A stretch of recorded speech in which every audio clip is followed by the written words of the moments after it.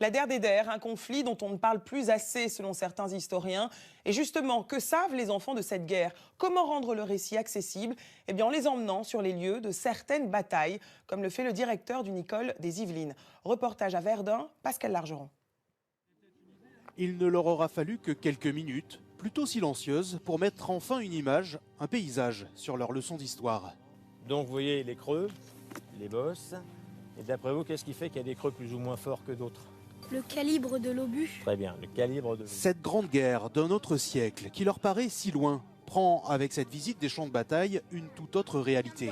Ils vont nous tirer dessus. J'ai trop peur. Dans les fortifications qui ont permis de ralentir l'assaut des troupes allemandes en 1916, les écoliers découvrent peu à peu le quotidien des soldats de la Grande Guerre. On a l'impression qu'on retourne dans le temps. Comment on les appelait là, ces soldats? On les appelait les poilus. Ils avaient la barbe, il n'y avait pas de rasoir. Mais dommage. Et quand les croix s'alignent par milliers, pas besoin de réclamer le silence pour donner quelques explications.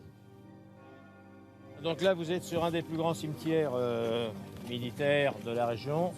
C'est la 20e année que ce directeur d'école sert de guide à ses élèves de CM2. C'est une guerre qui est un peu oubliée. Leur faire voir le bouleversement des sols, les traces des combats sur les forts, les croix dans le cimetière de Douaumont et ainsi de suite, ça permet peut-être, j'espère, à de jeunes enfants de prendre un petit peu la mesure de ce que représente un conflit de cette ampleur. J'ai pas encore envie de pleurer, mais j'ai vraiment les larmes aux yeux. Il y en a qui disent que c'est inutile de continuer à apprendre ça, mais moi je pense que si, parce que il faut quand même qu'on entretienne notre mémoire et qu'on entretienne le fait que si on n'avait pas fait cette guerre, la France d'aujourd'hui ne serait pas comme ça.